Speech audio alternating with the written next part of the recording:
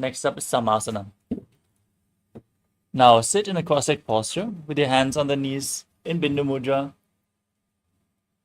Now inhale deeply and exhale deeply again and again in this asana as you visualize Swamiji in your inner space.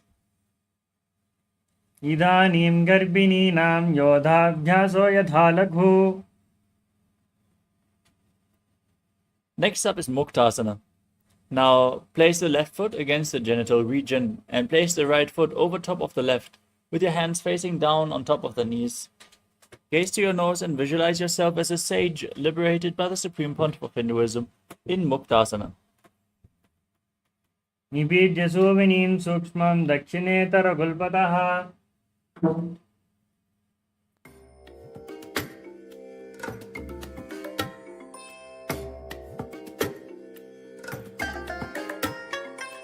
I bless you all. Let you all open all your three eyes and manifest the powers of Mahasudashiva. Om Nithyananda Paramashivoham. Om Nithyananda Paramashivoham. The next asana is Siddhasana. Now maintain the same posture. Keep your hands on the knees as you gaze to your third eye and visualize Swamiji in your inner space.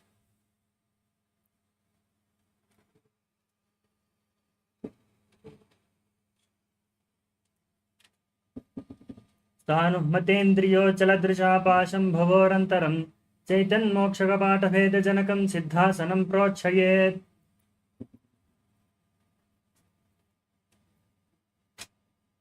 Next up is Siddhi Asana. Maintain the same position as Siddhasana. Switch your gaze to the ground in front of you. Engage all three wonders as you visualize Swamiji in your inner space. वामपाद की AD जानो श्रीमणि मदिता सकाउंटानो. Next up is Vrujasana 2. Keep your body in the same posture. Rotate your hands on top of the knees into Bindu Mudra. Shift your gaze up towards your third eye and visualize yourself as Lord Rudra. वामचरण बरिदचन राके एक जुगति ऐसे विदिदा के. Next up is Santadhunasana. Maintain the same posture, gaze to your nose, and embody tranquility and an unshakable nature.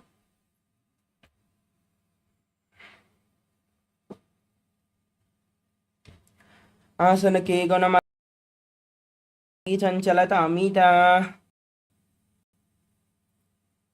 Next up is Siddhasana 2. Palm over the other in front of your navel in Samputa Mudra, resembling a lotus flower, as you visualize Swamiji in your inner space in Siddhasana 2. ऋतुकाय समासीन siddhasana मुदीरितं प्रसार्य भुवि पादौ तोदो व्यामङ्गुष्टमादरात्. Next up is Bandha Yoni Asana. Now, maintain one heel over top of the other. Set the Sankalpa to manifest through the womb of creation. And get ready to enter the Shanmukhi Mudra. Inhale all the way and hold your breath as you close your mouth with little and ring fingers, your nostrils with the middle fingers, your eyes with the index fingers, and your ears with your thumbs. यत्र मध्ये महादेव बन्धयोन्यासनेश्वरो यत्कृत्वा केचरो भूत्वा विचरेत् ईश्वरो यथा. Next up is Virasana. Now place one foot on top of the opposite thigh and the other foot below the opposite thigh. Keep your hands on the knees in Bindu Mudra with index and thumbs touching as you embody the state and space of bravery, Vida. एकं पादमतैकस्मिन् विन्यस्योर्निसंस्थितः तरस्मिन् सदा चोरं वीरासनमुदीरितम्.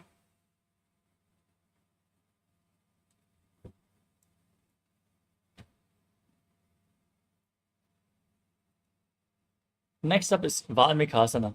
Maintain the same posture, hands on the knees in Bindu Mudra.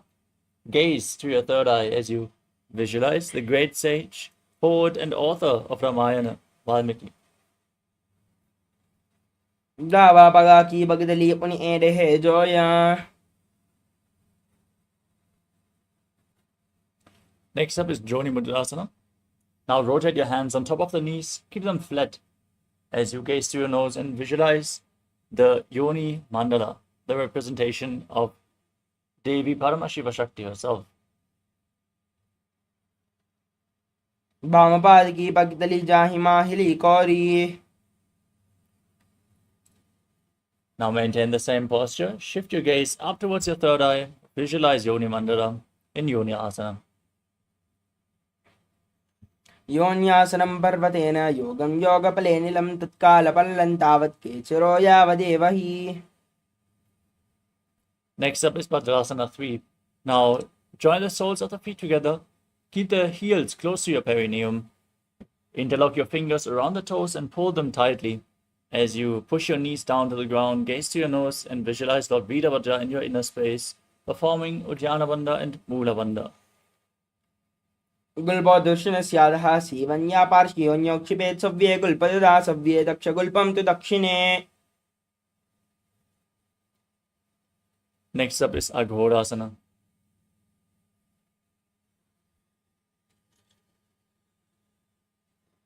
As you sit with your heels against the perineum, cover your mouth with your right hand, close the left nostril, and inhale through the right nostril. Then close both nostrils, hold your breath, exhale through the left, then again inhale through the left, alternate again and again in Abhyantara Kumbhaka. As you gaze up towards your third eye, press your tongue upwards in Kechari Mudra, lead it along your nasal tract if you can, as you visualize yourself as an Aghori in Aghodasana.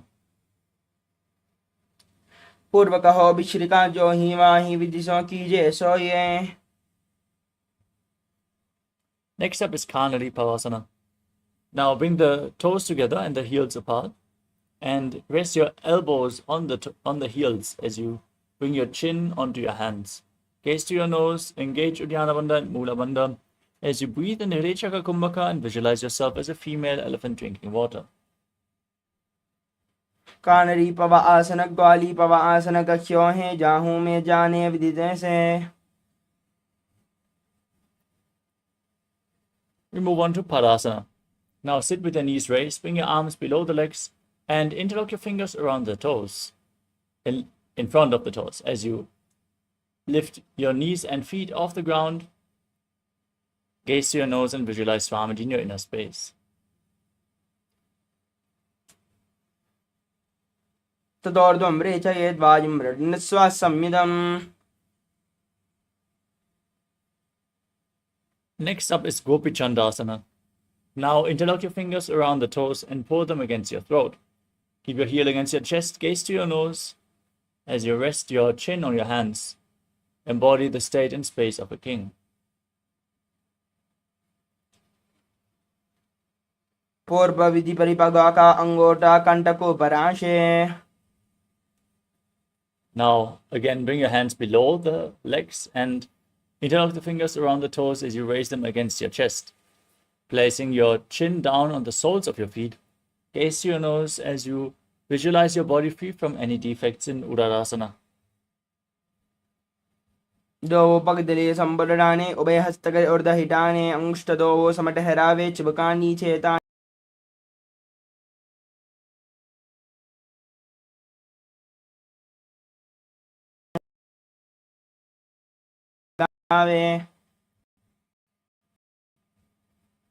Next, raise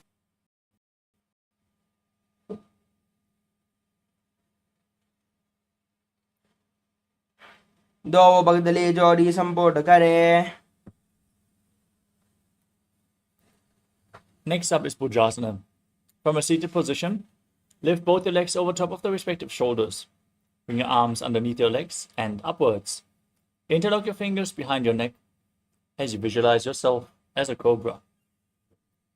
शीर्षासनं तो विज्ञेयं काक्षासनमतः परं ग्रीवासनं च परमं भुजासनमिहाचयेत्.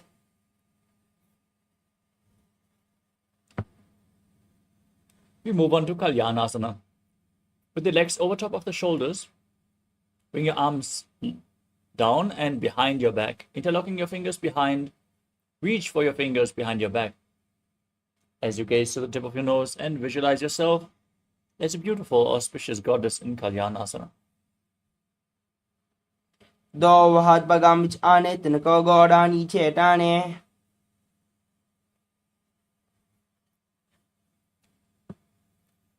The next asana is Sankatasana. Now bring the top of the left foot flat on the mat and stack the right knee over top. Place your hands on opposite knees as you gaze outwards in Vaishnavi Mudra without focusing on any external object. Only focus on the object within. As you visualize yourself as an elegant swan, perform Ujjayi Pranayama. While you inhale, make an ocean-like sound with your mouth. वामपादं चितेर्मूलं शून्यस्य धरणीतले पादण्डेन याम्येन वेष्टयेद्वामपादकम्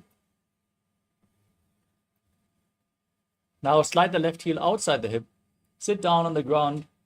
Interlock your fingers, place them on the top knee. As you visualize a cow in your inner space, engage Uddiyana Bandha and Mudra Bandha in Dhenukasana.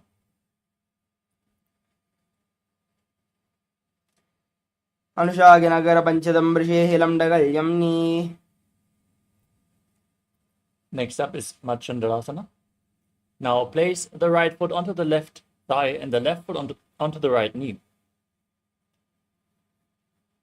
Bring the left arm behind your back and reach for the right thigh. As you hold the left thigh with the right hand, twist your spine, gaze up towards your third eye and visualize Swamiji in your inner space. वामजंगबरद जनडाने वामहस्तपिष्टी दिश आने बहरो दशन बाद है जो ईता की नलिजो बकरे सोई We move on to Machandrasana too. Untwist your spine but keep your feet in the same position. Hold onto the big toes in Prana Mudra. Lean forward and down. Bring your navel to the heels and your forehead on the ground as you visualize Swamiji in your inner space. प्रथमजी मनोचरण जोई वामजंगबरे राखे सोई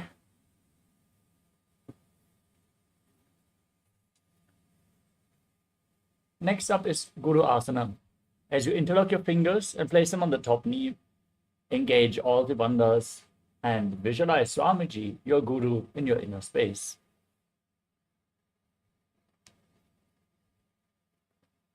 और मूले इतरपादस्य कनिष्ठिका प्रदेशे गुल्पं संस्थाप्य Next up is Sankatasana on the other side. Now place the top of the right foot on the mat, sit on the right heel as you stack the left heel over top. Hands on opposite knees. Visualize yourself as an elegant swan.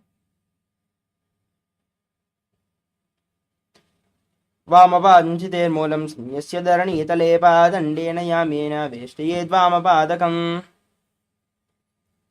Now repeat Dhenukasana on the other side.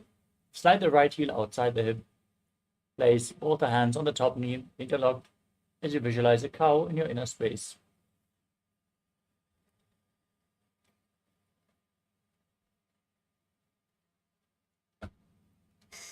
अनुशागिनगर पंचदं वृषिहिलं डगल्यम्नि Now repeat Machandrasana on the other side. Bring the left foot onto the right thigh and the right foot onto the left knee. Bring the right arm behind your back. Twist your spine. Reach for opposite thighs. Once you catch your hold, twist your spine even further. As you gaze back and up towards your third eye, as you visualize Swamiji in your inner space.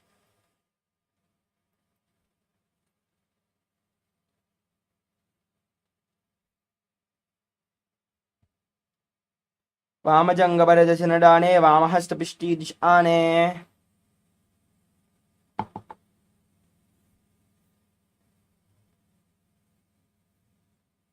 Now repeat Machandrasana too. Hold onto the big toes, lean forward and down, place your forehead on the ground as you visualize Swamiji in your inner space.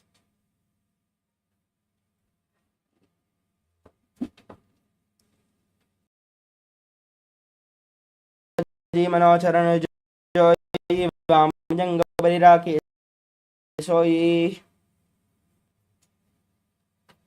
Next up is fingers. Place them on the top knee and gaze to your third eye as you visualize Swamiji, your Guru.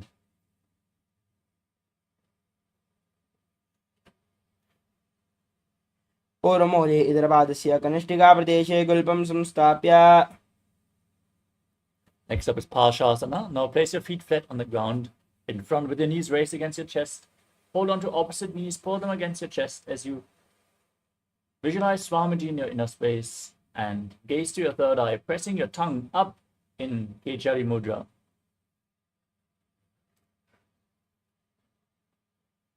पादले भूमौ निधाय जानुनि उरजनिधाय विपरीतहस्ताभ्याम् ऊर्ध्वहितजङ्घे निबध्य तिष्ठेत् प्रशासनं भवति. We move on to Bodha Shokasana. From the same posture, now hold on to the ankles of your hand, to your wrists, as you place your chin down on the knees. Squeeze your body into a ball. Press your tongue up, gaze to the nose, and visualize Swamiji in Bodha Shokasana. दो बगदले बो परिदरे कौरमाहली ऐसे करे कौरमाहली उकड़बे से जंगा छाती अग्रनिबे से. Next up is Kurakatasana. Now bring your arms underneath the knees and hold on to opposite elbows. Press your tongue up, gaze to the nose, and visualize Swamiji in your inner space. दो हाथ bug बाहर लियावे गोड़ा नीचे ले तहरावे आमहा सामहा ऐसे करे आपस में इनको हनी पकड़े. Now cross the ankle of the right foot over the left with the toes pointing up. Keep your tongue up, gaze to your nose, gaze to your navel, gaze to your nose as you visualize the great sage and Maharishi Sumati in Sumati Asana. मूलद्वार धरती परिडाने दावा पगबर्द जबद आने.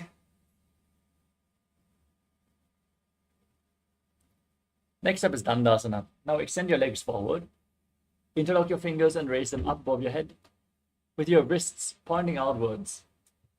Gaze to your nose. Press your tongue up. Visualize Swamiji and engage all Trivandhas as you breathe in Ujjayi Pranayama. इदानीं गर्भिणीनां योगाभ्यासो यथा लघो. Next up is Arambhasana. Lean forward and down. Hold onto the big toes in Prana Mudra. As you bring your head down towards the knees, inhale through one nostril and exhale through the other alternatingly, cleaning your nadis in Nadi Shodhana as you visualize Swamiji in your inner space.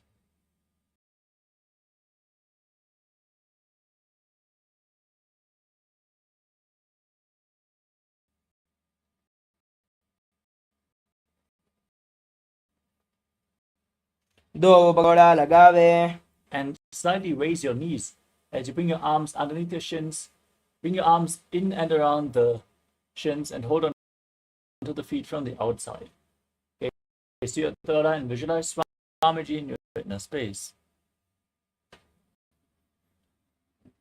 प्रथम वैसे दो बागों पछाड़ी कचक और दो खरोड़ा उधारे.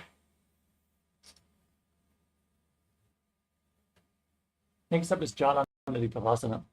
With your feet extended away from the body, keep the soles of the feet together. Keep the palms facing up. Gaze to your nose.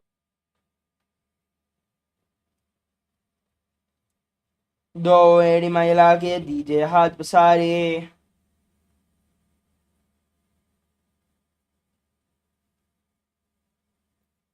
Next up is Urdhva Paschimottanasana. Now, keep your legs extended. Bring one leg up behind your neck. Lean forward and down as you hold onto the front foot with both hands. Visualize Swamiji and breathe in Pratyahara Pranayama. Visualize your prana is flowing through 9 points of the body upwards within your body as golden light, from the soles of the feet to your regenerative organs, to your navel, to your heart, to your throat, to your palate of your mouth, the center of the eyebrows, the top of the forehead, and the crown of your head, the Brahmananda, in Urdhva Paschimottanasana.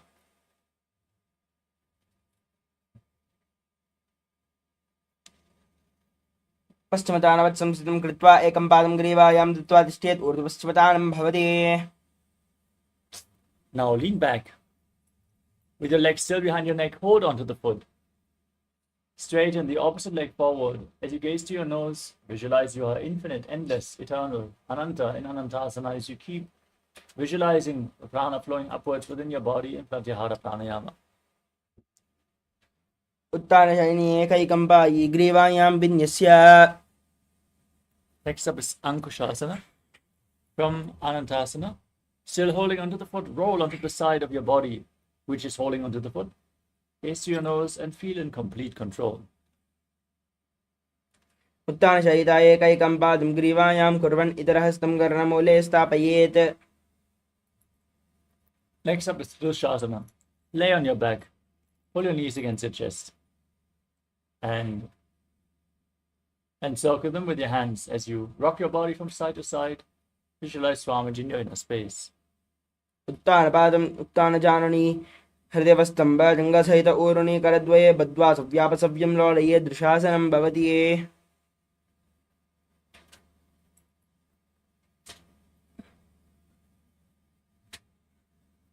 Now repeat Urdhva Paschimottanasana on the other side. Send the legs forward, lift the other leg behind your neck, lean forward and down, holding onto the front foot with both hands. पश्चिमदानवत् संस्थितं कृत्वा एकं पादं ग्रीवायां धृत्वा तिष्ठेत्. ऊर्ध्व पश्चिमदानं भवति. Now lean back into Anantasana as you visualize yourself as being unending, Ananta. उत्तानशयिनी एकैकं पायि ग्रीवायां विन्यस्य इतरहस्तेन पावाग्रं गृहीत्वा. Now repeat Ankushasana. Roll onto your side, rest on your elbow as you feel in complete control. Gaze to your nose. उत्तानशयनम् एकैकं पादं ग्रीवायां कुर्वन् इतरहस्तं कर्णमूले स्थापयेत्. Next up is Yoga Nidrasana. As you lay on your back, lift both the feet one by one behind your neck. Gaze to your nose as you visualize Swamiji in your inner space. पादाभ्यां वेशयेत् कण्ठं स्ताभ्यां पृष्ठबन्धनम्.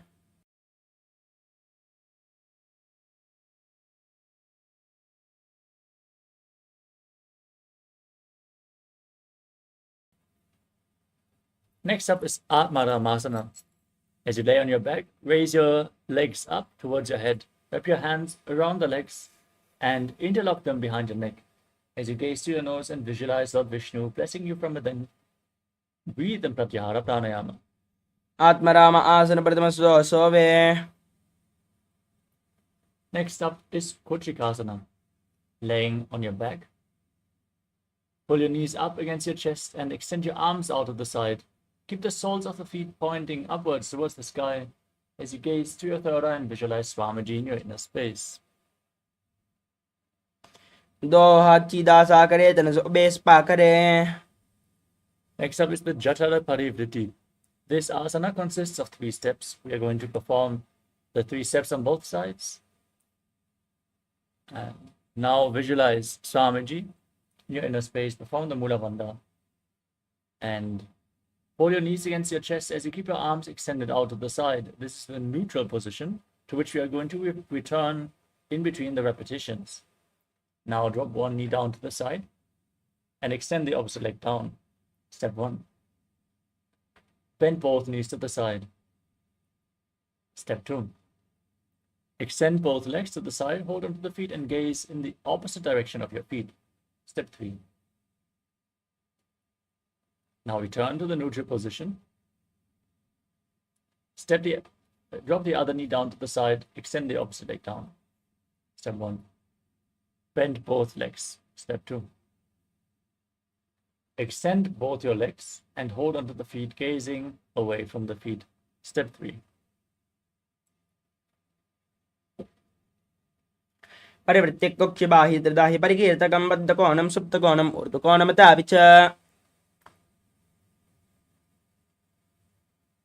Next up is the Dviparapitam. As you lay on your back, hold on to your ankles, keep your feet flat.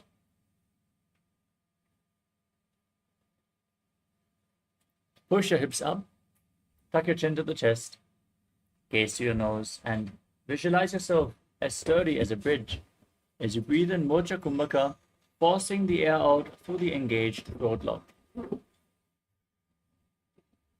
प्रतिक्रियायुतं द्वन्द्वापि सर्वबलप्रदं गर्भिणीनां दुर्बलामीति Gargi जगादनो.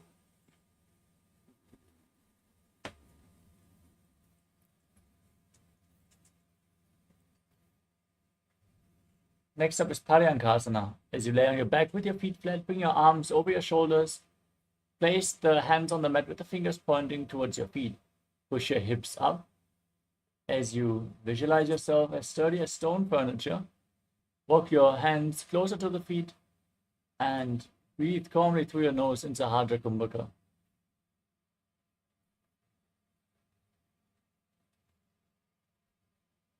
उत्तानशयनं हस्तलाभ्यं भूमिम् औष्टभ्यपादलाभ्याम्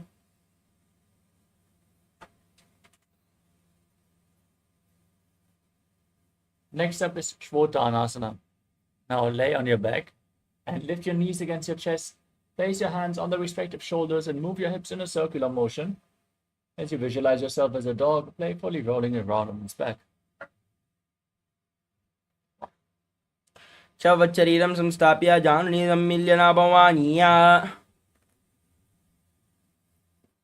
Next up is Viparita Karani. As you lay on your back, keep your arms flat and then raise your hips and legs up off the mat.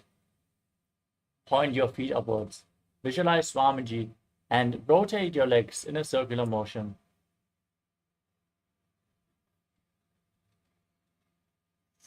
अदविपरीतकरणी मुद्रा भूतले शुश्रौ दत्वा. Now stop the movement of your legs. Enter Viparita Karani to intensely activate your digestive fire in this posture.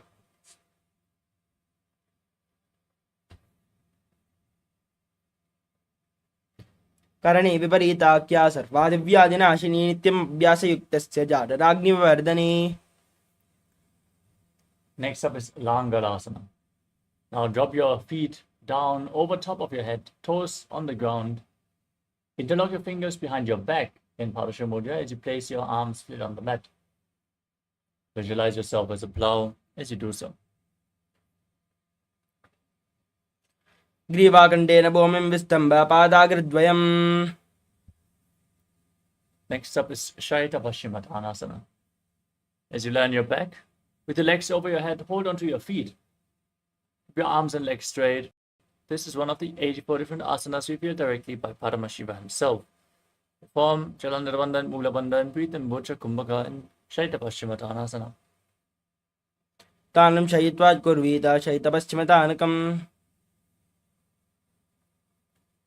Next up is Supta Konasana. Now raise your hips above the shoulder level and then open your legs wide, still holding onto the feet with your hands. Visualize Swamiji as you do so.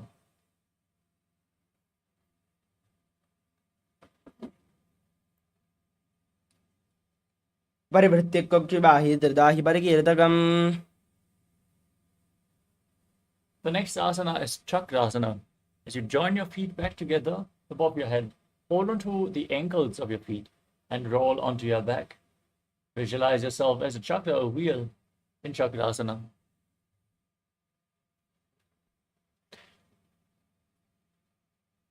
शवासनस्तद्वौ पादौ कुर्यान्मस्तकतः परव्युत्क्रमेण ततः शीघ्रमेतत् सर्वस्य साधनम्.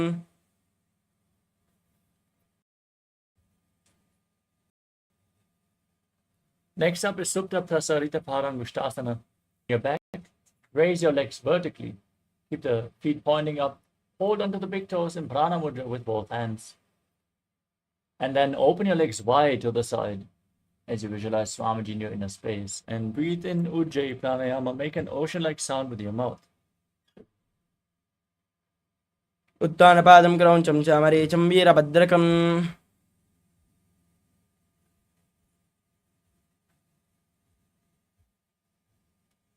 Now join your feet back together and enter Supta Parangushtasana. Keep holding onto the big toes and visualize Swamiji in this asana. उत्तानपादं क्रौञ्चं च मरीचं वीरभद्रकम्.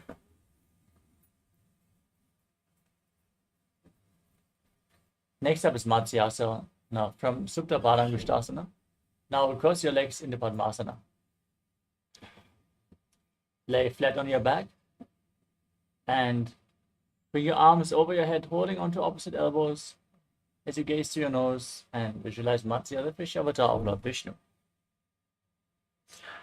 मुक्तपद्मासनं गत्वा उत्तानशयनाच्छरे कुर्पराभ्यां शिरो वेत्स्यामत्स्यासनं तु रोगः. Next up is Parasharamasana. As you lay on your back with your legs in Padmasana. Place the backside of the right palm onto the left palm, palms facing up. Gaze to your nose and visualize the Rama in your inner space.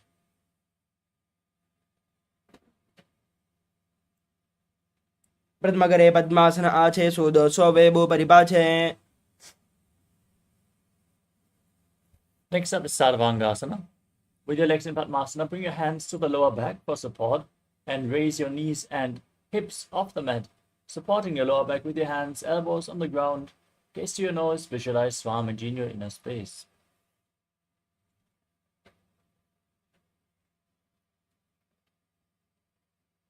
अथवा क्षेत्र संक्षेपात् सर्वांगासनमुत्तमं यत्कृत्वा योगर्मणो विद्याभिः पंडितो यदा. Next up is Vrishchikasana, the scorpion posture. Now place one foot onto the opposite thigh and pull the opposite knee against your chest. Extend your arms up above your head as you poke the fingers forward and gaze to your third eye, visualizing yourself as a scorpion.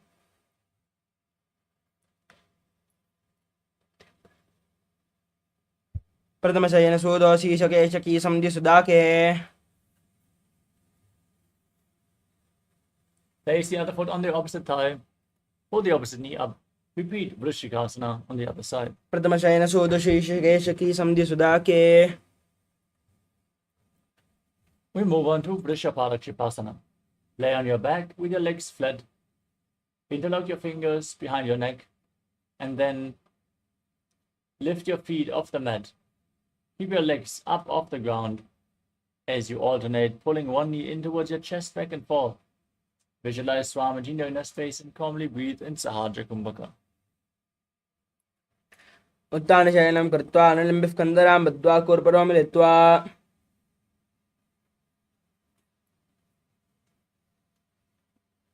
Next up is Maruttanasana. Laying on your back. Keep your hands flat next to your hips. Alternate, touching the respective ear with your knees. Again and again as you visualize Swamiji in your inner space. शुद्धान संस्थिते कृत्वा ध्यानद्वयं कर्यायेन कर्णयोः संस्पृशेत् मरोत्थानं भवति. Next up is Vrikasana. As you lay on your back, place your feet flat on the mat and stand up. Then lay back down and stand back up again and again, visualizing yourself as a wolf.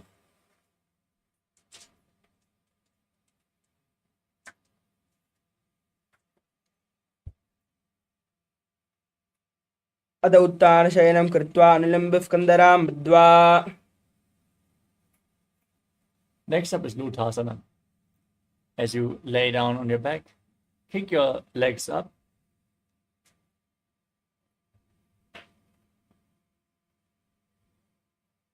And roll over again and again. As you visualize Swamiji in your inner space, finally end in a prone position on your stomach. उत्तानशयनं पादौ शिरोलङ्गौ भूमौ स्थापयित्वा. Laying on your stomach, keep your hands next to the shoulders. And contract your lips, make the wristings pointing back. Visualize yourself as in Sarathasana.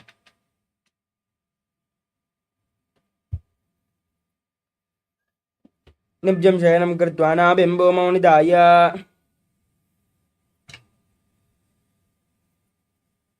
Next up is Dehalyolanganasana. As you push your body up into a plank position, jump your feet in between the two hands back and forth. Visualize yourself transcend body and mind. हस्तद्वयं बद्ध्वा तन्मध्ये चरणद्वयम् उड्डानैव बहिरानेय अतः नैदेहल्युल्लङ्घनं भवति. Next up is Jyotisha. From a standing position, lean forward and down, place your hands flat on the mat, walk around on hands and feet as you visualize yourself as a wise 60-year-old elephant. अथ जाट्यासनं वक्षे येन जाटिस्मरो भवेत् स्थान्त्रिभौमौ च गमनम् आगमनं ततः. Now stand in Harimandi posture. with your heels together, toes pointing upwards, and bend your elbows, rotate your arms around your body as you tilt your head back and move your head in all directions in Lolitika Karana.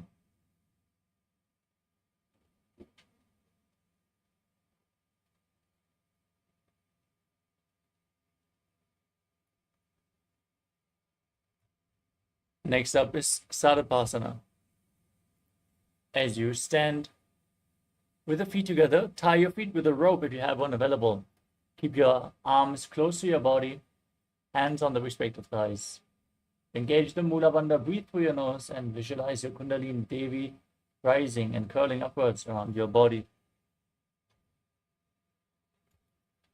सर्पासनं पक्षे वायुपानाय केवलम्. Next up is Ushtra Sadhanasana.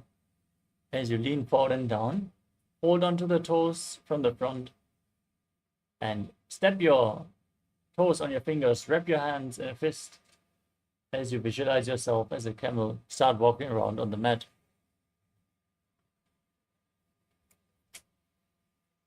मुष्टिकनिष्ठिकाप्रदेशेन भूमौ निधाय परिपातले संस्थाप्य. From the same position now, hold your toes from the outside. Walk around on the mat, visualizing yourself as a horse in Ashvasana.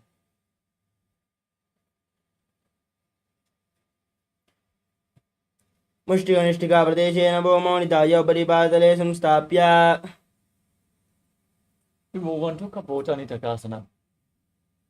Now, keep the feet together and interlock your fingers in Parasha Mudra behind your back.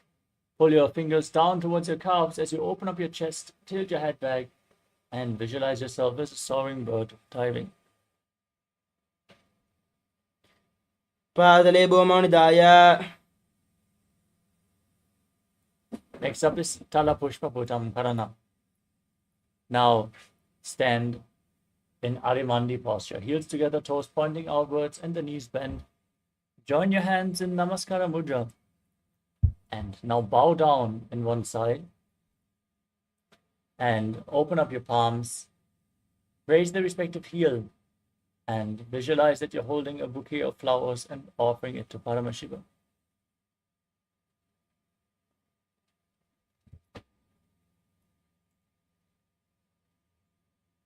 Next up is Khadgasana.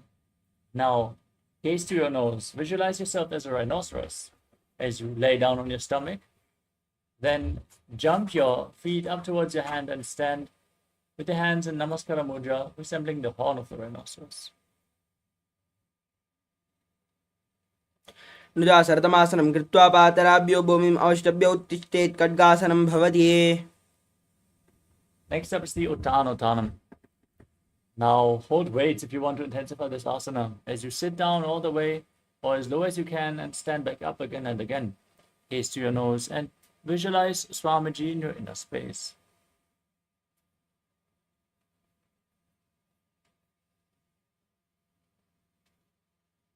पुनः पुनः उत्तातव्यम् आसितव्यम् इति उत्तानोत्तानं भवति. Next up is Musalasana. Stand erect with your arms raised above your head and jump repeatedly, visualizing yourself as a maze. कुर्यात् मुसलासनं भवति. Next up is Utshirshakasana. Now take one foot and pull it towards your chest as you sit down and stand back up with the opposite leg, alternating on both sides again and again. Gaze to your nose and visualize Swamiji as you calmly breathe through your nose.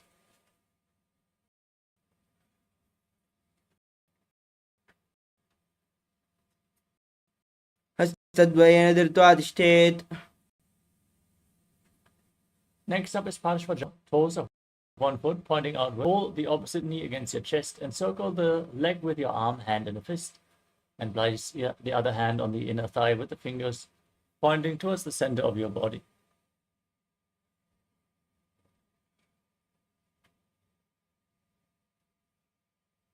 The next asana is Tandavasana. Now, visualize yourself fiercely dancing as Lord Shiva, Hold on to weights if you want to intensify this asana. As you extend your arms and one leg forward, sit down and stand back up on the standing leg in Tandavasana. एकेन पादेन स्थातव्यं ताण्डवासनं भवति. Next up is Brahmanasana. Now raise one foot towards the inner opposite thigh. Keep your hands relaxed by the side as you visualize Lord Brahma blessing you from within.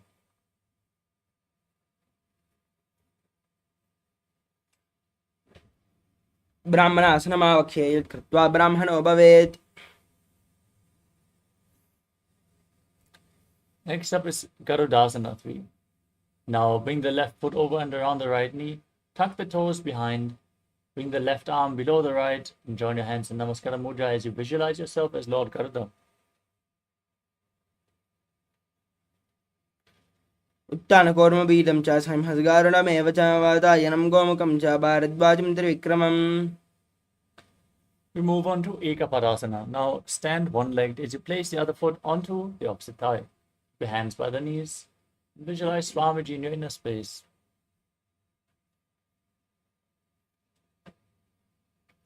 दक्षाग्रं वामपादस्य जङ्घोपरिनिधाय च. The next asana is Dhruvasana, the pulsar posture. Now hold onto the big toe of the left foot as you extend the left leg out to the side and rotate quickly on the standing leg. Visualize yourself as the North Pole star. दक्षाग्रं वामपादस्य जङ्घोपरिनिधाय च.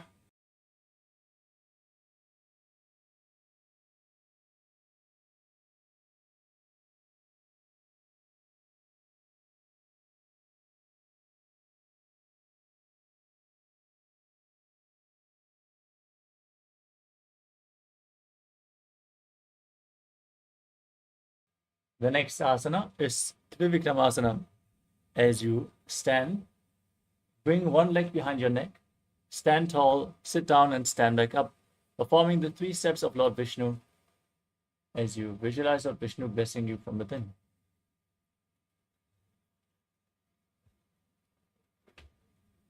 एकेन पादेन स्थातव्यं ताण्डवासनं भवति.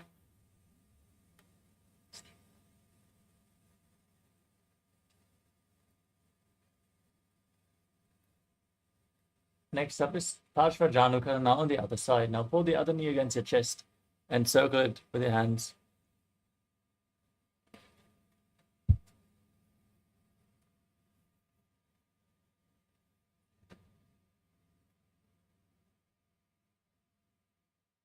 Now repeat Tandavasana on the other side. As you extend your arms, raise the other leg, visualize yourself fiercely dancing as Lord Shiva as you sit down and stand back up. एकेन पादेन स्थातव्यं ताण्डवासनं भवति. Now repeat Brahmanasana on the other side. Raise the right foot to the left thigh. Keep the hands by the side. Visualize Lord Brahma blessing you. दक्षाग्रं वामपादस्य जङ्घोपरिनिधाय च. Now repeat Garudasana 3. Bring the right foot over and around the left knee. Tuck the toes behind. Visualize yourself as Lord Garuda as you breathe in Sahadra Kumbhaka. उत्तानकौर्मपीठं च संहसगारुणमेव च. Now repeat Ekapadasana. Place the right foot onto the left thigh. Keep the hands by the knees. Stand one-legged as you visualize Swamiji in your space. दक्षाग्रं वामपादस्य जङ्घोपरिनिधाय च. Now repeat Dhruvasana, the pulsar posture, as you hold onto the right big toe, extend it out to the side, and then quickly rotate on the standing leg as you visualize yourself as the North Pole star. एकेन हस्तेन दण्डरूपस्य एकस्य पादस्याग्रं धृत्वा. Now repeat Trivikramasana on the other side. For balance, you can hold on to any solid object. Keep the leg behind your neck. Sit down and stand back up.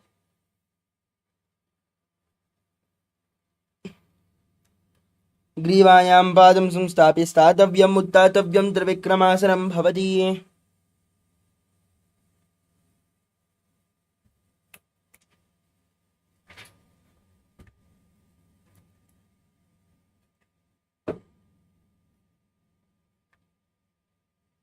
Next up is the Sammanakakarna. Now stand with your heels together, toes pointing outwards, and keep your hands slightly extended away from the hips, fingers pointing one by one. In this neutral position, recover from this intense sequence of asanas as you get ready to enter the final 100 asanas of this sequence. Starting off with Gorak Anjali Asana. Now stand erect on the mat like a rod, squat down and bring your arms in between the legs, interlocking your fingers in front of your navel as you visualize the great sage Gorangnath, founder of the Natha Yoga Hindu Sampradaya. Breathe in Jiva Chala Kumbhaka. Inhale all the way and hold your breath, moving your prana up and down through the limbs of your body freely by the strength of your will alone. Paramashivoham Level-3. Next up is Kanji Asana.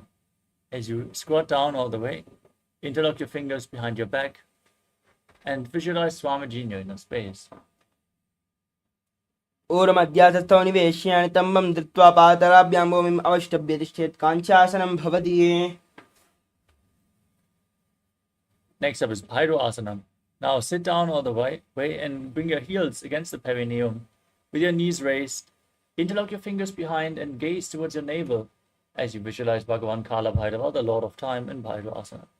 दो बगा कीता यकी माहिली cover मिलावे बना पाने हुक्र मडु में से. Next up is Varahasana.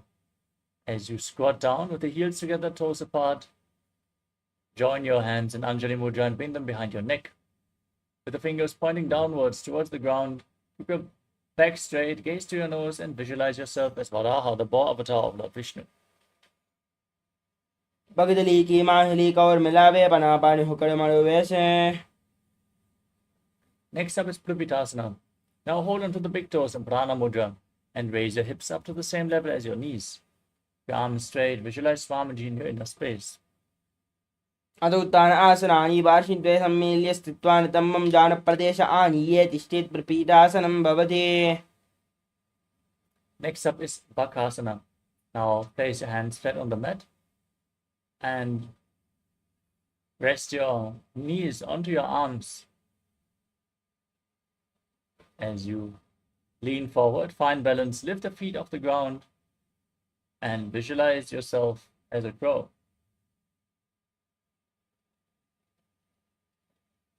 हस्ताभ्याम् अमलिममष्टं बाजानद्वयं नाभौ सम्मील्य जङ्घूरे संस्थाभ्य तिष्ठेत् बकासनं भवति. Next up is Sushtanga Kapali Asana. As you kneel down on the ground with your knees onto your arms, lean forward, place your head on the ground, raise your legs, and then cross them into Padmasana. Gaze towards your nose, visualize Swamiji in your inner space, and perform the Mula Bandha. आसन गौगण कपाल आचव होयि. Gently lower your legs down and come to a kneeling position as you gaze to the tip of your nose. Keep your heels outside the hips and the toes touching behind. Visualize you're sitting in the secret seat with Paramashiva and Guru. Internally chant Om Nithyananda Paramashivoham. जानर्वोरन्तरे पादौ कृत्वा पादौ च गोपयेत् पादौ परी च संस्थाप्य घोरं गुप्तासनं विदः. Next up is Vrikshasana 2. Placing your hands flat on the mat, now raise your legs up into a handstand. You can lean against the wall for support if needed, or ask a partner to assist you in the performance of this asana. This asana should be performed by everyone to purify their 7 chakras. As you visualize you are a tree with deep roots growing into the ground. सप्तचक्रक्षालनाय वृक्षासनविशेषकान्. Next up is Shiva Asana. From the same posture, now join your feet, gaze towards your third eye as you visualize that Tejas energy is flowing towards your third eye and rejuvenating your body.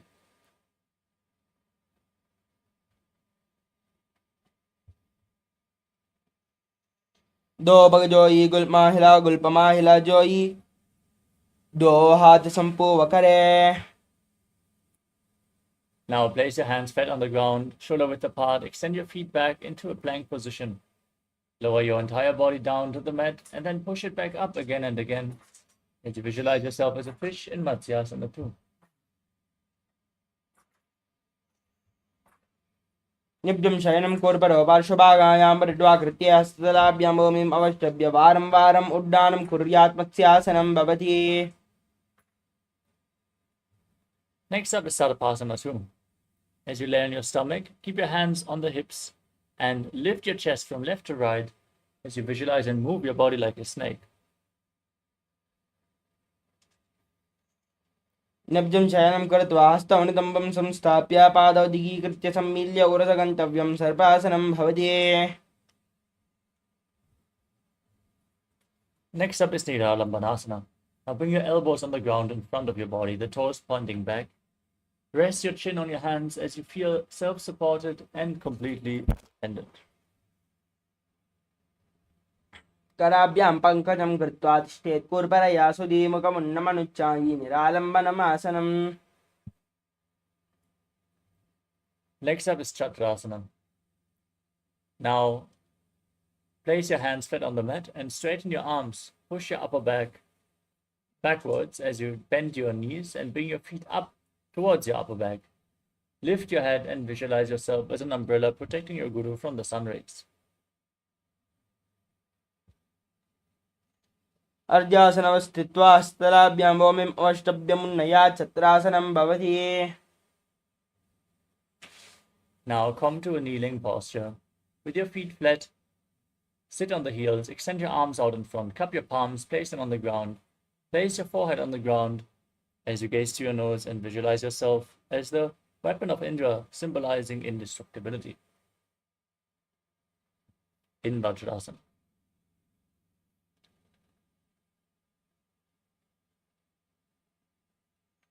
इदानीं गर्भिणीनां योगाभ्यासो यथा लघु सुखप्रसवलाभाय प्रोच्यते प्राक्तने पति. Next up is Meshasana. With your hands flat on the ground, now raise your hips up high. Alternate striking the ground with your hands as you experience yourself as powerful as a ram. गजासनं स्थितौ एकैकं बाहुं भूमौ धारयेत् मेषासनं भवति. Next up is Ajasana. From Gajasana, now raise your legs up and slowly lower and bring your forehead down towards the ground as you visualize yourself as unborn, existing for all eternity. इदासनं स्थितौ ममतराले कृत्या मस्तकेन भूमिं स्पृष्टा अजासनं भवति. Next up is Tanantarasana. Sitting in a kneeling posture, hold on to the big toes and pull them in towards your perineum. Then place your hands on top of the knees as you gaze to the tip of the nose and visualize Swamiji in your inner space.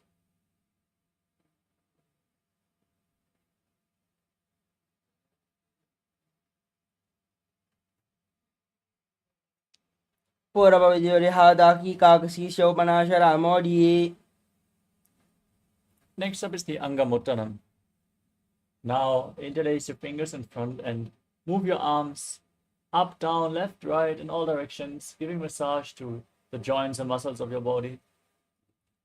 Then interlock your fingers behind and again repeat the movement behind your back as well as you visualize Swamiji in your inner space. हस्तयोरङ्गुलिर्बद्ध्वा हस्तयोर्मध्यात् सर्वम् अवङ्गं निक्षिप्य तिष्ठेदङ्गमोत्तनम्. Next up is Garudasana form. As you sit on your heels, turn the toes out towards the sides. Keep your hands on the knees and visualize yourself as Lord Garuda flying Lord Vishnu and Lakshmi on his back in Garudasana form.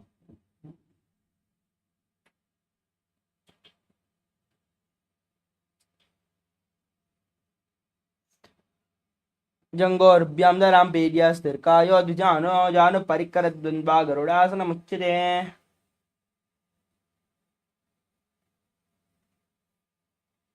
The next asana is Ananda Mandirasana.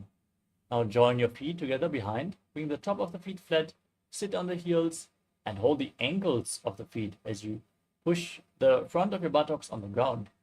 Gaze up towards your third eye and visualize yourself residing in the blissful space of a temple. अथ वक्षे वीरनाथा आनन्दमन्दिरासनं यत्कृत्वा अमरो धीरो भवत्येवेह साधकः हस्तयुग्मं पादेशे पादयुग्मं प्रदापयेत्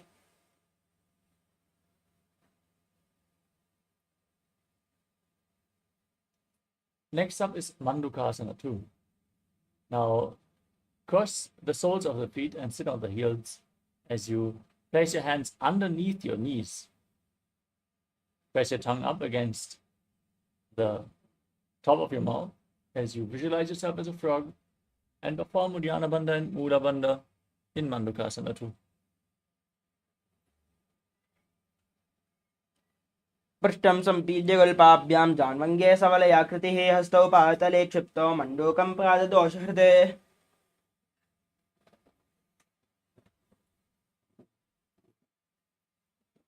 Next up is Narasimhasana. As you tuck your toes and sit on raised heels, bring the thumbs together with the fingers spread on the mat.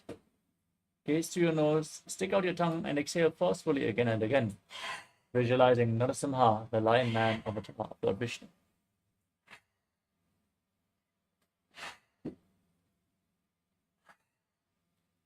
दो बनाबाण होय वेसे एडिमेलर गुडानि वेसे सुमशरीरनीका डेहरावे NASA अग्रदृष्टिकौल्याबे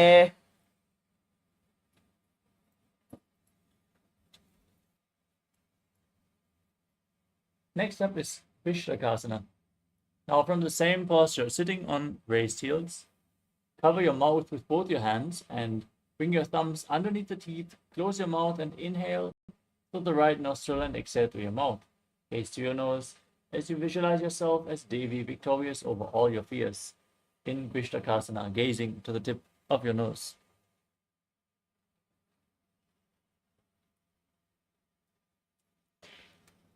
दो मगांकी AD जो ई गाडाफनं वामनपनि होये Next up is Makadasana. Now place the top of the feet flat on the mat. Sit on the heels. Bend your elbows to bring your fingers towards your armpits and imitate as if you are a monkey stretching itself as you gaze to your third eye and visualize yourself as a playful monkey in Makadasana.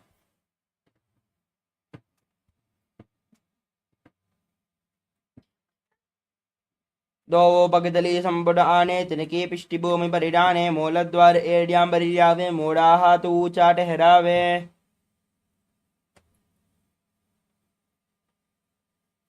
Next up is Vajrasangarasana. Now tuck the toes and bring the soles of the feet together as you raise your knees and split them wide apart. Hold on to opposite elbows behind your back. Gaze to your nose and embody diamond-like strength for you and your Sangha, your spiritual community. प्रथम बनापानि होय बेसे दो where गूढ़ानि बेसे घोड़ाऊ बारा खेथीरा आड़े वाय पसारे धीरा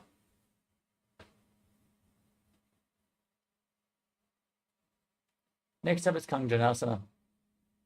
Now cross your feet and sit on the ankles. Keep your hands on the ground next to your body, palms facing down. Gaze to the tip of your nose and visualize perfect health beyond any and all physical or mental ailments as you perform Uddiyana Bandha and Mula Bandha.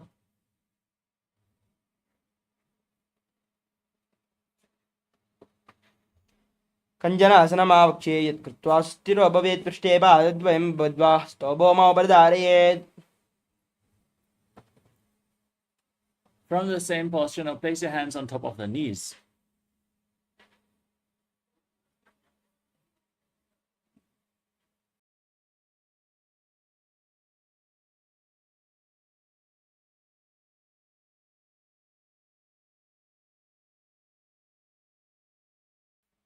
gaze to the tip of your nose and visualize yourself as a turtle with a stable body and mind to live for centuries as you make your upper body and neck stiff like the shell of a turtle and gaze to your nose in Kurmasana.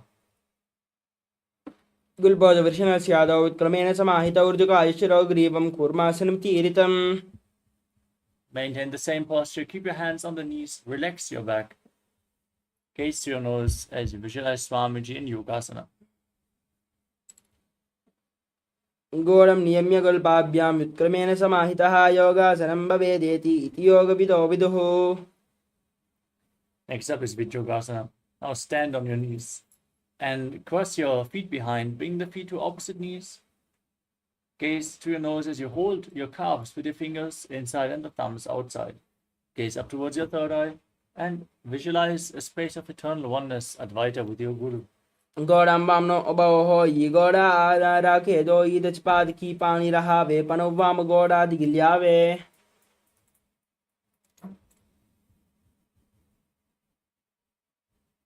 Next up is Ushtrasana 2. Now stand on the knees with the feet flat. Hold onto your ankles as you lean back. Push your hips forward and tilt your head back all the way, visualizing yourself as a camel in Ushtrasana 2. मेरुदण्डग्रन्थिदाढ्यः सम्पिपादये शुष्पमान् गभवतो अष्टासनाभ्यासं कुर्यान्मितहितासनः. Next up is Jyotisha 2. With your feet and knees together, hold onto the soles of the feet, lean back, place your elbows on the ground, bend the back of your head as you gaze to your nose and visualize yourself as a lotus blooming. दो एड़े संबुड़गरे सोले मूल द्वारि दरिदरे पना पानी होकड़ हो ये बेसे बहुरी पिष्टि दिशकर जो ऐसे.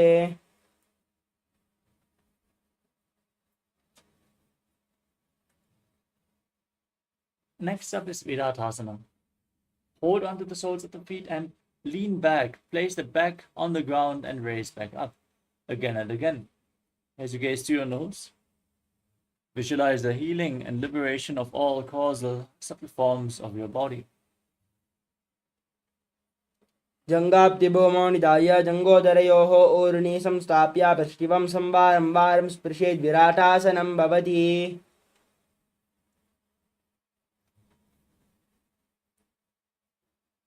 Next up is Kapotasana. With your feet together, bring your arms above your shoulders as you lean back all the way.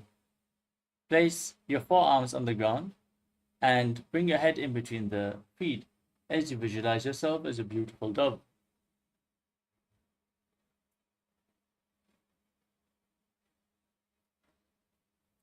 मेरुदण्डग्रन्थिदाढ्यः सम्पिपादये शुष्पमान्. The next asana is Varasana. Now, stand on your knees with the toes tucked. Raise your hips up and hold on to opposite elbows as you gaze to your nose. This is the boon fulfilling posture. Now visualize Paramashiva in your inner space and receive your boon from Paramashiva as you internally chant Om Nithyananda Paramashivoham. जाननी भूमौ संस्थाप्य हस्ताभ्यां बाहु परस्परं धृत्वा सरलं तिष्ठेद् वरासनं भवति. Next up is Varahasana 2. With your toes tucked, place your perineum on the heels and lean forward and down, placing your forearms on the ground and resting your head on your hands. Visualize yourself as Varaha, the boar avatar of Lord Vishnu, in Varahasana 2. सूर्यं चन्द्रं वेदनानि कथयन्ते कोर्परौ भूमौ स्थापयित्वा. Next up is Mundasana. From the same posture, bring your elbows shoulder width apart on the ground. Interlock your fingers. Place your head on the ground, supported with your hands as you walk your feet forward. Raise your hips and then stretch your legs up straight. Gazing to the nose and visualizing yourself as a lob tree as you calmly breathe through your nose in Mundasana. अधो मुण्डासनं वक्षे सर्वेषां प्राणिनां सुखम् ऊर्ध्वमार्गेव ते दत्त्वा धारयन्मारुतं सतिः. Lower your body back down. Straight, come to a kneeling posture and bring your head in between the knees, holding onto your head with both hands. Bring the elbows outside the knees as you gaze to your nose and visualize Swamiji in your inner space. प्रथम भगदली समडहरावे कौरमाहिली उभय मिलावे पनापानि हुकड़ कर जुबेसे दो वेड़ गोड़ानि बेसे. Next up is Viparita Shalabhasana. Lay down on your stomach and extend your arms up above your head. Hold on to weights if you want to intensify this asana. As you lift your arms, legs, and your entire chest off the ground, by the strength of your lower back, visualize yourself as a locust. शलभासनं वेदाश्चनाथ बेरुण्ड नामके गन्ध बेरुण्ड Shelley शीर्षदण्डासनं तथा. Now place your hands flat on the ground next to your hips and bring your forehead on the ground. As you lift your legs up, visualize a skull representing the mind with purified thoughts and the strong will to attain enlightenment in KAILASA, the skull posture. कपालं भौमनिधाय ऊर्ध्वं पादौ नयेत् कपालासनं भवति. Next up is Akasha Kapotasana. As you lay on your stomach with your hands flat, raise your hips and your legs up. Bring the feet over top of your head and touch them to the ground as you visualize yourself as a free and open dove.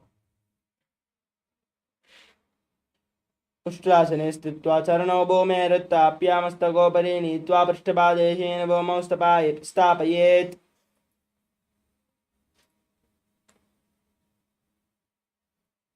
Next up is Chatakasana.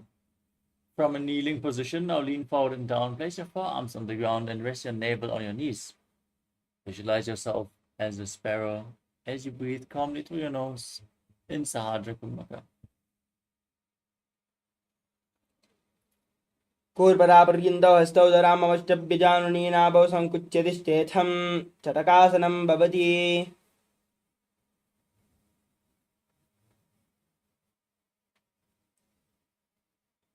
Next up is Vrishikasana 2. Now, with your forearms on the ground, raise your hips up and bring your legs over your body. Try to touch the back of your head with your feet as you visualize yourself as a scorpion. वश्चीवपुच्छः प्रतिमाङ्घ्रिपार्श्वि धृत्वा सुशीर्षे चिबुकं विदार्य कौयत्रेति सन्तिष्ठति साधकस्त्वा विशावहं वृश्चिकसंयमासनम्. Now sit down on the right heel with the left foot outside the hip, toes pointing to the side. As you keep your hands in front of the knees, visualize a bull in your inner space and breathe in Antaranga Kumbhaka. Inhale forcefully, hold your breath for a short while, and then slowly exhale again through the nose in Vrishasana, the bull posture.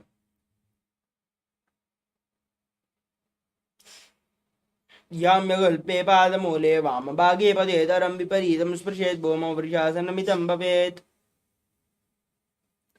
Next up is Lolasana. With your hands flat on the mat, now lift your knees off the mat, cross the toes of the left foot over the right, and visualize yourself. Visualize Swamiji in your inner space as you breathe in Antaranga Kumbhaka.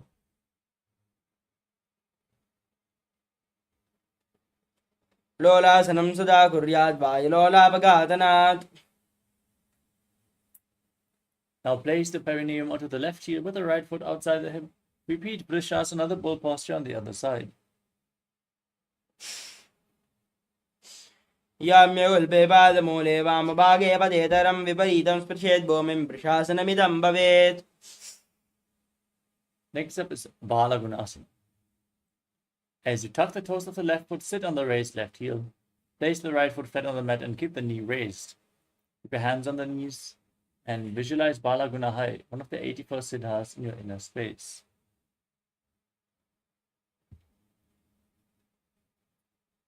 आसन गौगण जल विकार जाइए. Next up is Grahasana. As you stand on the mat, squat down and bring your arms in and around the knees, holding on to the ankles of your feet from the outside. As you visualize yourself as the entire planet.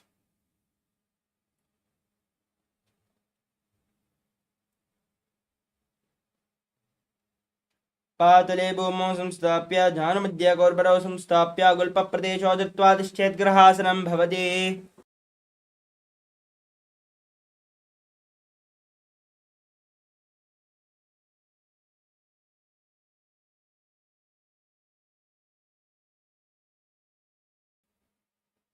Now repeat Balagunasana on the other side. Squat down onto the right heel, keep the left foot flat and your hands on the knees, visualizing Balaguna high.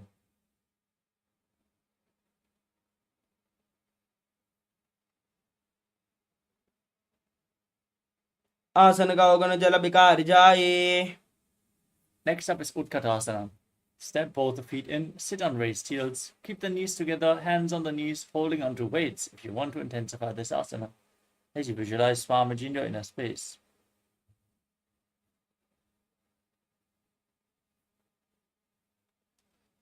या सुजोस्ति यत ऊर्ध्वजान यत्रासने Next up is Vajrasangarasana 2. Now squat with the feet flat, with the feet together. Sit on raised heels, keep the knees apart and hold on to opposite elbows behind your back as you visualize Swamiji in your inner space.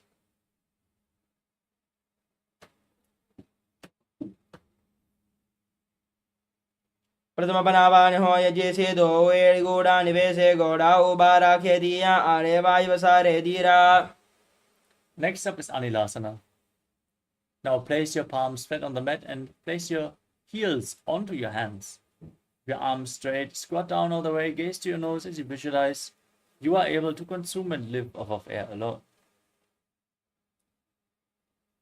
दो हाथ भूमि पर डाने कहनी जारी ना belong आने Next up is Padukasana. Now place the back side of your hands on the mat and step your feet onto your hands. Wrap your hands around the feet like shoes as you walk around on the mat, visualizing yourself wearing padukas and walking across India. हस्ततलयोः पादतले कृत्वा तिष्ठेत् गच्छेत् पादुकासनं भवति Next up is Kukkutoddanasana. As you place your hands flat on the mat, jump your feet up and let them fall back down again and again as you visualize yourself as a rooster.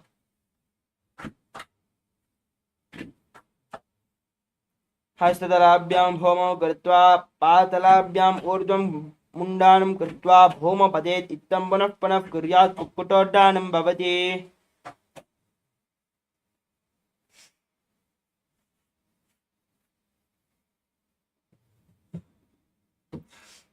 Next up is Viparita Nrityasana. As you stand on the mat,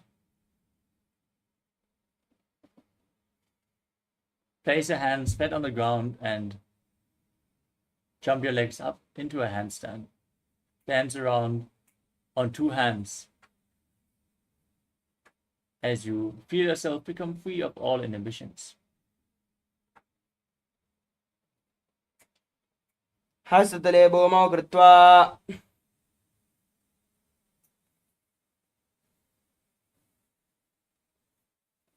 The next asana is Kunjarasana. Now separate your feet and place one hand on the ground with the arm straight, holding it with the opposite hand. Visualize Swamiji in your inner space. अथ वक्ष्ये महादेवा कुञ्जरासनमुत्तमं करेणैकेन पादाभ्यां भूमौ तिष्ठेत् चिरहकरः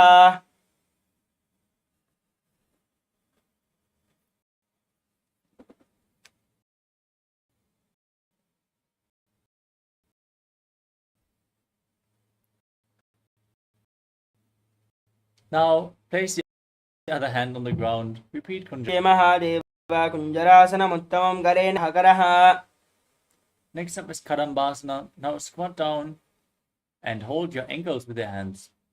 As you lift your feet off the ground, visualize yourself as a Kadamba tree, a pious tree that promotes a long life. पार्श्वभ्यां भूमिम् अवस्तभ्य हस्तद्वयेन गुल्पौ धृत्वा तिष्ठेत् कदम्ब भवति We move on to Pavana Muktasana. Now keep the feet flat and pull your knees against your chest with your hands as you Visualize any excess water being released from a balance within your system. द्वयोस्तु पादयोः पानिं लात्वा सुस्वनितम्बके जाननी वक्षसि साधुर्बर्हीकरवन्दने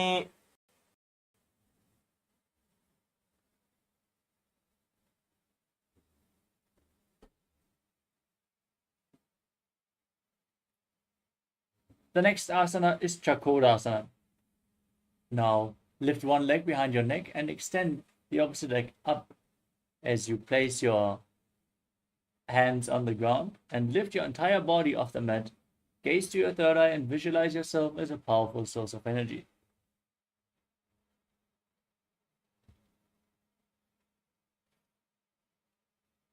पूर्वतानं चतुष्पादं पीठं वज्रासनं तथा च गौरक्रं च शलभभुजङ्गम् अपि वृश्चिकम्. Next up is Dhanurasana 2. Now keep one leg extended and the opposite leg bent. Hold both the big toes in Prana Mudra and pull the foot of the bent leg towards your ear as you visualize yourself as a bow. पादाङ्गुष्ठौदबाणिभ्यां गृहीत्वा शरणावधि धनुराकर्षकाकृष्टं धनुरासनमीरितम्.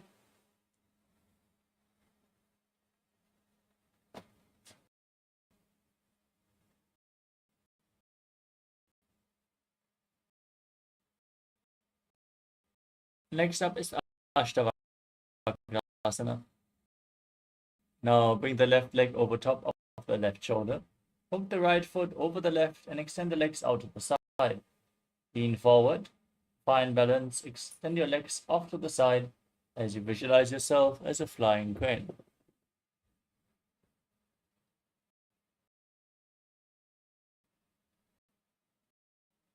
वासिष्ठमदकौण्डिन्यम् ऊर्ध्वगोकर्णमेव च अष्टावक्रमदोत्थानं मयोरं सेतुबन्धनम्.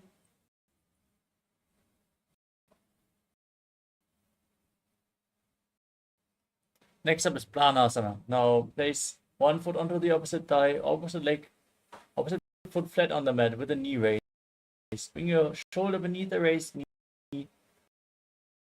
and gaze to your third eye as you visualize you are immortal and able to exist solely on prana. एतत् प्रभेदं वक्ष्यामि करोति यस्य च अमरः एकपादमरो बद्ध्वा स्कन्धेऽन्यपादरक्षणम्. Now bring one foot to the opposite hip. Twist your back if you're not the master.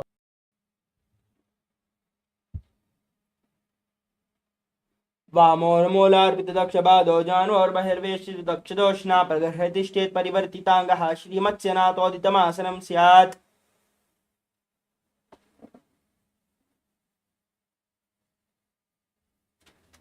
Now repeat Chakrasana on the other side. Lift the other leg behind your neck, extend the opposite leg forward, place your hands on the mat, lift your entire body up off the ground as you gaze up towards your third eye and visualize yourself as a powerful source of energy. पूर्वतानं चतुष्पादं पीठं वज्रासनं तथा च गौरक्रं च शलभं भुजङ्गम् अपि वृश्चिकम्. Next up is Dhanurasana 2. Now hold onto the big toes and pull the other foot towards your ear as you visualize yourself as a bull.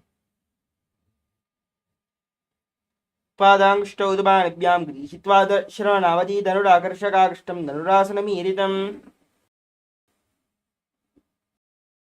Hook the opposite leg over top of the shoulder, foot over top of the opposite. Extend the legs out to the side as you lean forward, find balance. Lift your body off the ground as you visualize yourself as a flying crane. वासिष्ठमदकौण्डिन्यम् ऊर्ध्वगोकर्णमेव च अष्टावक्रमदोत्थानं मयूरं सेतुबन्धनम्.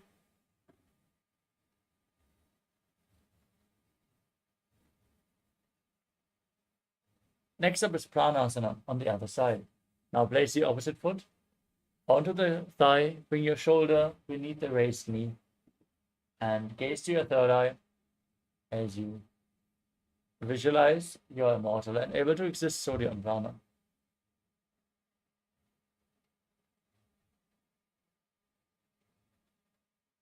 एतत् प्रभेदं वक्ष्यामि करोति यस्य च अमरः एकपादमरो बद्ध्वा स्कन्देऽन्यपादरक्षणम्.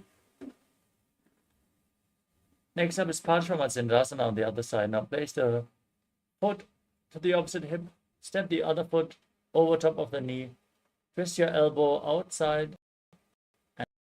and bring your arm below, interlocking your fingers behind your back as you gaze to your third eye and visualize the great sage and yogi, Nithyananda, master of Hatha Yoga.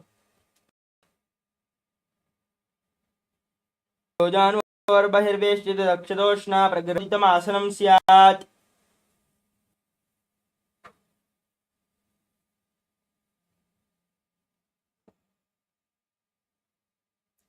The next asana is Ardha Paschimottanasana. Press one heel against your perineum and extend the opposite leg forward as you lean down and hold onto the front foot with both hands. Visualize Swamiji and breathe in Jiva Chala Kumbhaka. Hold your breath and move the prana freely throughout your system. एकं पादं प्रसारे एकं पादस्य पार्श्विना अश्विने. Next up is Kraunchasana. Bring the top of the left foot outside the hip, the foot flat, knee down, and hold onto the front foot and lift it up in front of your face. As you keep the knee straight, visualize yourself as a crane.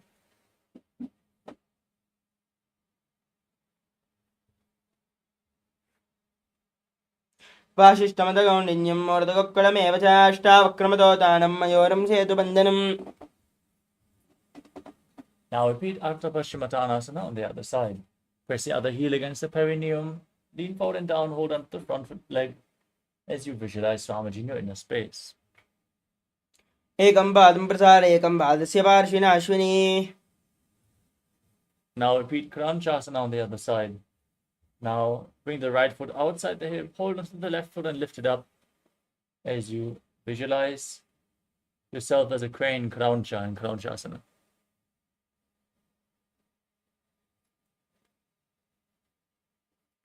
वासिष्ठमदगौण्डिन्यं मोर्दगोक्कलमेव च अष्टावक्रमदोतानं मयोरं सेतुबन्धनम्.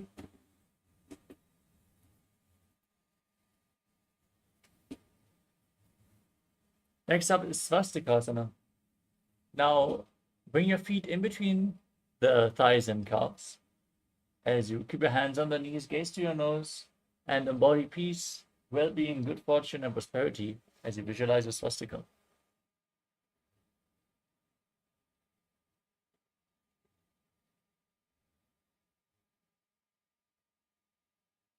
जानर्वोरन्तरे सम्यक् कृत्वा पातले उभयर्जुकाय समासीर स्वस्तिकं तत्पचक्षुते.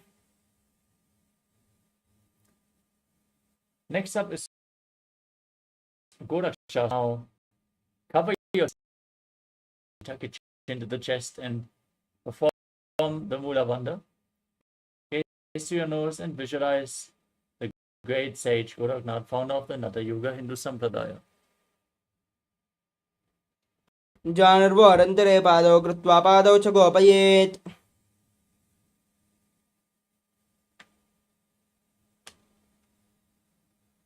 The next asana is Pagasana too. Now place the left heel against the perineum and the right foot on top of the left thigh. Gaze up towards your third eye. Visualize Swamiji and meditate on Arihanta, the Enlightened One, as you inhale all the way and close your mouth with little and fingers, ears with your thumbs in Shanmukhi Mudra. संस्थाप्य दक्षाग्रम्भामजगन्. Next up is Yogasana too. Now keep your feet on top of opposite knees and place your hands on the ground next to your body, palms facing up. Gaze to your nose, visualize Swamiji. Shape your mouth bring your mouth in the shape of the beak of a crow and stick your tongue out, roll it up and inhale through the rolled up tongue in Kakacham Trikumbhaka in Yogasana too. उत्तानौ चरणौ कृत्वा स्थाप्योपरि जाननौ आसनोपरि संस्थाप्य चोतानं करयुग्मकम्.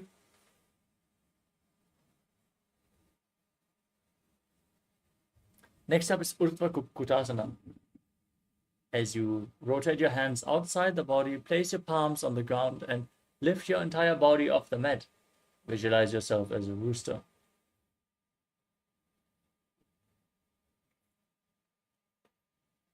वासिष्ठमतकौण्डिन्यं मरुतकुक्कुटमेव च. Next up is Siddha Haratali Asana. Keep your hands in between the legs. Place them flat on the ground without lifting your body off the mat. Stay seated. Gaze to your nose. Visualize Swamiji in your inner space.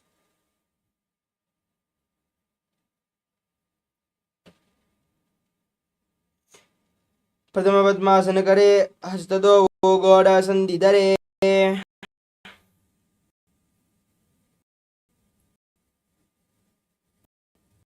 Next up is Hamsasana. Now push your hands into the mat and lift your body up. Balance on your arms as you gaze to your nose and visualize yourself as an elegant swan.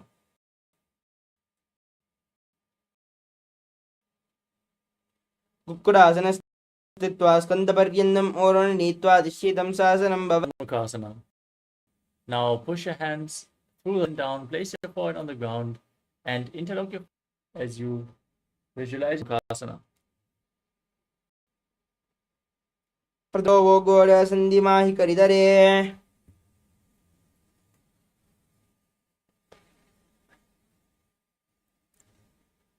Next up is Kurmasana 2.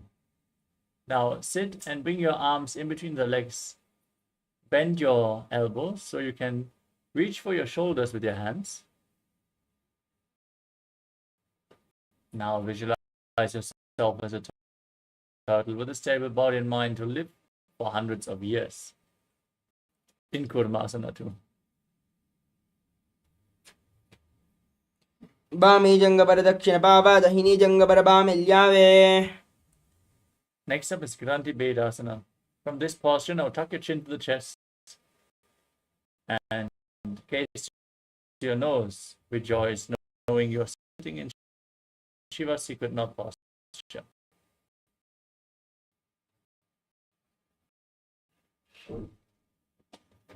अथ वक्षे नीलकण्ठ ग्रन्थिभेदासनं शुभं ज्ञात्वा रुद्रोपवेक्षिप्रं सूक्ष्मम्. Roll onto your back. Maintain the same posture and back in Uttana Kurmasana. असरबन्धस्थं कराभ्यां दृतगन्धरं पीडं कूर्मवदुत्थानं हेतुदुत्थानकूर्मकम्. Now sit back up into Padmasana. Bring your hands in between the legs. Place one palm flat on the mat and hold its wrist with the other hand. As you mat, lift your body up and balance as you visualize yourself as a rooster in Pangu Kukkutasana.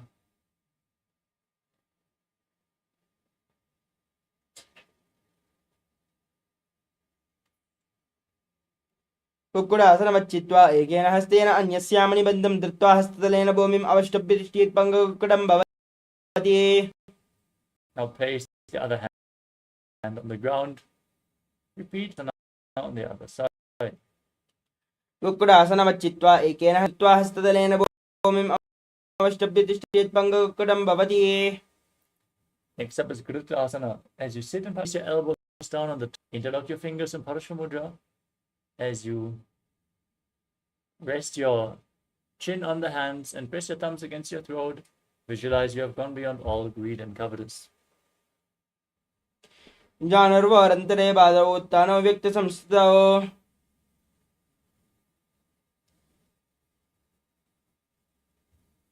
Next up is Padmasana 3. Maintain Padmasana. Place one palm over the other with the palms facing upwards in your lap. Engage all the bandhas as you gaze through the nose and visualize Swamiji in your inner space.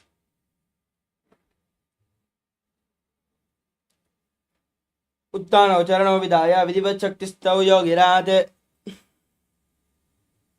Next up is Padmasana 4. Now place your hands on top of the knees.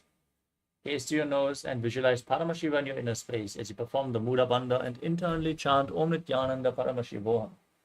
एतत् पद्मासनं कुर्यात् प्राणवायुप्रसिद्धये शुभासनं सदा ध्यायेत् पूरयित्वा पुनः पुनः. Next up is Karmukasana 2.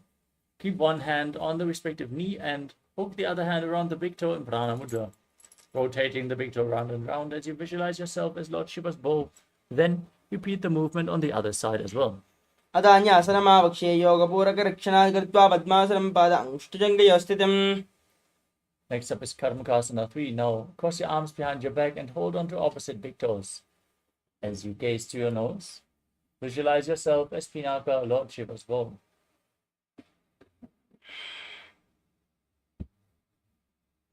कर्मुकासनमाक्षित्य उदरे पूरये सुखं तदा वायुर्वसो याति कालेन सूक्ष्मवायुना. Maintain the same posture, lift your chest, gaze up towards your third eye as you visualize yourself as the action of Paramashiva's third eye, destroying anything you come across in Dridasana. औरभ्याम परिस्थाप्य पादयुग्मं प्रयत्नतः दक्षिणं सव्यदेशे च सव्यं दक्षिणदेशके. Now roll onto your back. Keep your arms crossed behind your back, legs in Padmasana, hold onto the big toes if you can. As you gaze to the nose, visualize yourself as a snake and calmly breathe through your nose in Sahajra Kumbhaka in Nagrasana.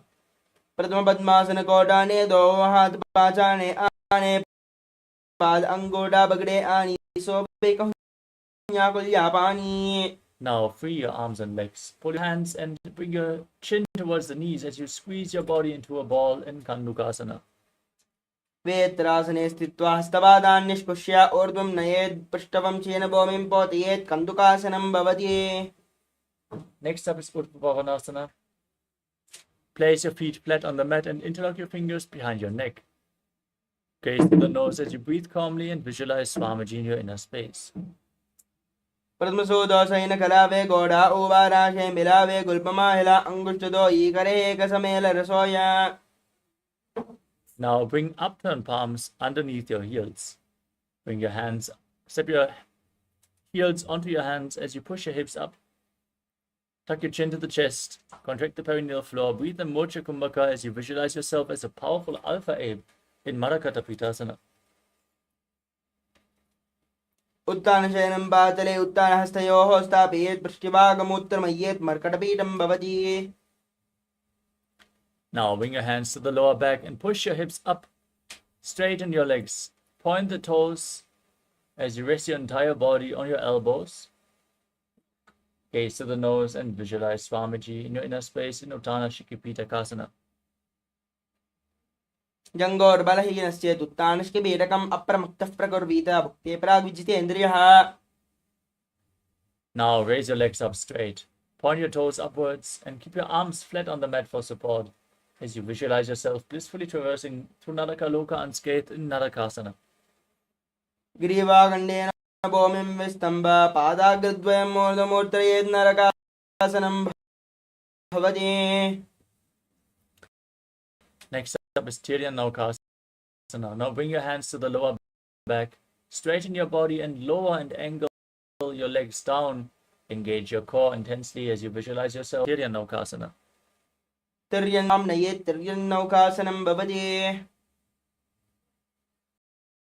Now straighten your legs back up. Place your hands flat on the mat and visualize yourself as the KAILASA flag, respected across all nations in Dvajasana. तिर्यन्नौकावत् ग्रीवापृष्ठगोर्परैः भूमिम् अवष्टभ्यमस्तकला केशेन पादाग्रद्वयम् ऊर्ध्वनयेत् ध्वजासनं भवति. Now lower your body down, flat on the mat. Lay on your back with your arms by the side of your hips, palms facing up. In the final asana of this sequence, perform the Shakti Charan Mudra. Pull the Kundalini Shakti up along your spine all the way from Muladhara to Sahasrara Chakra in Vriddhasana. Relax. Unclutch from any internal or external movements. As you visualize Swamiji in your inner space, visualize your body is dead and Swamiji is liberating you. As you internally chant Om Nithyananda Paramashivoham.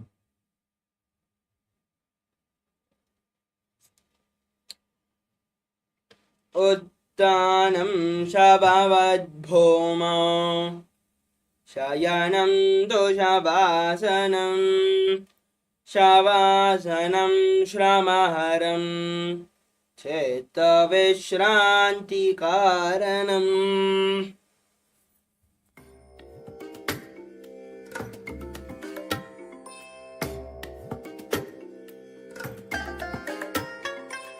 I bless you all. Let you all open all your three eyes and manifest the powers of Mahasudashiva. Om Nithyananda Paramashivoham. Om Nithyananda Paramashivoham. Om Nithyananda Paramashivoham. Om Nithyananda Paramashivoham.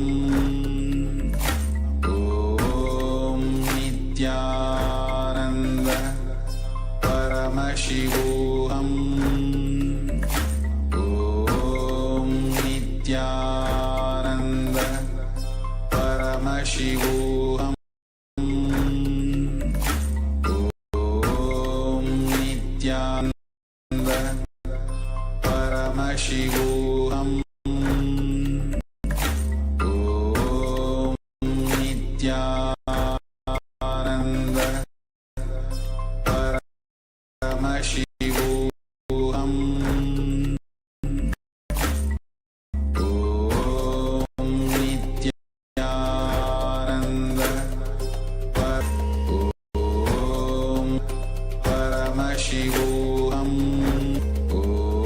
Om Nithyananda Om Paramashivoham. Om Nithyananda Paramashivoham. Om Nithyananda Paramashivoham. Om Nithyananda Paramashivoham. Om Nithyananda Paramashivoham. Om Nithyananda Paramashivoham. Om Nithyananda Paramashivoham. Om Nithyananda Paramashivoham. Om Nithyananda Paramashivoham. Om Nithyananda Paramashivoham. Om Nithyananda Paramashivoham. Ananda Paramashivoham. Om Nithyananda Paramashivoham. Om Nithyananda Paramashivoham. Om Nithyananda Paramashivoham. Om Nithyananda Paramashivoham. Om Nithyananda. Now slowly return to your physical body. Start to wiggle your fingers and toes, your wrists and your ankles, your elbows and your knees. Pull your knees up towards your chest, your body from side to side, and slowly return to a comfortable seat.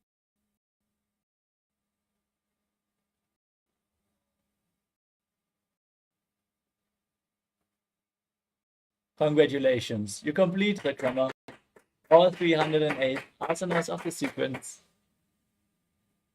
Now get ready for the power manifestation session, as we are going to move on immediately to manifest the Shaktis of Paramashiva. With the Kundalini Shakti awakened now, let us all get ready for the power manifestation. For this, let us all sit straight with our head, neck, and spine in the straight line, hands in Namaskara Mudra in front of the heart center. Close your eyes, take a deep breath. Visualize Swamiji in your inner space as we chant the Purna mantra. Om Purna Purnamadah Purnamidam Purnat Purnamudachyate Purnasya Purnamadaya Purnameva Vashishyate. Om Shanti Shanti Shanti Hari Om Tat Sat. Sarvam Bhagavat Shri Nithyananda Paramashiva Padukar Panamastu. Om Nithyanandam. Thank you all, Nithyanandam.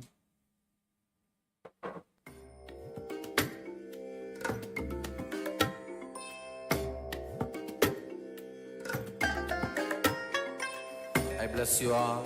Let you all open all your three eyes and manifest the powers of Mahasudashiva. Om Nithyananda Paramashivoham. Om Nithyananda Paramashivoham. Om Nithyananda Paramashivoham. Om Nithyananda Paramashivoham. Om Nithyananda Paramashivoham. Om Nithyananda Paramashivoham. Om Nithyananda Paramashivoham. Om Nithyananda Paramashivoham. Om Nithyananda Paramashivoham. Om Nithyananda Paramashivoham. Om Nithyananda Paramashivoham.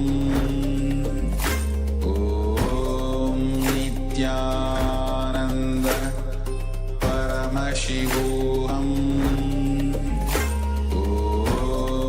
Nithyananda Paramashivoham. Om Nithyananda Paramashivoham. Nithyananda Paramashivoham. Om Nithyananda Paramashivoham. Om Nithyananda Paramashivoham. Om Nithyananda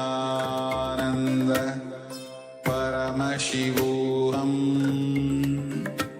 Om Nithyananda Paramashivoham.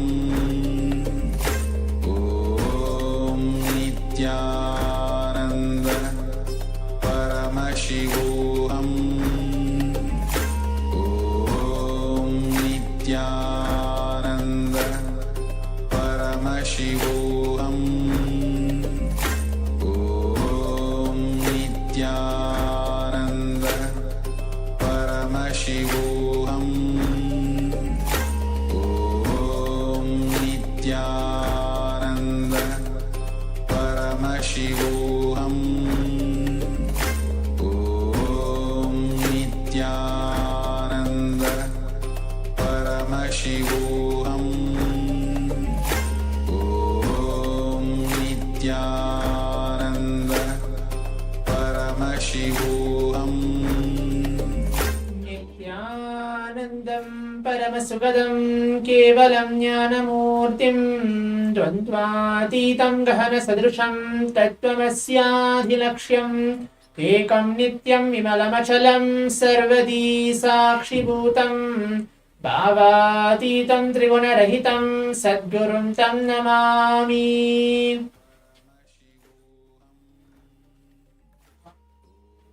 Nithyananda, I welcome each one of you. For all the participants for participating, the Paramashivoham Level 1, Level 2, and the Level 3 participants for this exciting power manifestation session. For all the participants who are watching us across different social media Zooms and social media platforms, as we now manifested the 308 asanas directly blessed by the Supreme God of Hinduism, the Pratama Vinyasa Krama and the Dvitiya Vinyasa Krama, to complete 308 asana sequence. Now, let us all get ready as we're going to enter the power manifestation, manifesting the Shaktis of Paramashiva. Today, we are going to manifest the power of third eye, ability to read and see with our eyes completely blindfolded. So let us all get ready for that. Please bring your eye bands, pen and paper, and please be seated. Make sure you have everything ready with you for the power manifestation session. All the alchemy products, the Jnananjana, Atmalinga, Swamiji's deities, any blessed Swamiji's deities which you have, in any alchemy products which you feel that you have it in and around you, please bring it and be seated. Especially, please bring your eye bands, pen and paper, and please be seated. Let's take a few moments for that. As we're entering in today's day 7 of today's Paramashivoham Level-3. As today is auspicious day of Diwali itself, Swamiji, who is incarnation of Bhagavan Paramashiva, is going to bless all of us, raise our consciousness to the next level.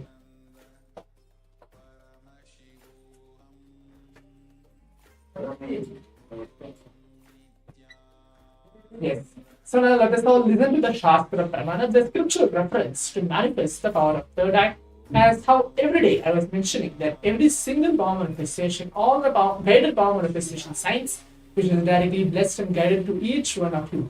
It can be the power of consciousness over matter, the power of body scanning, the power of third eye, the power of height, weight, ability to move an object on a silicon.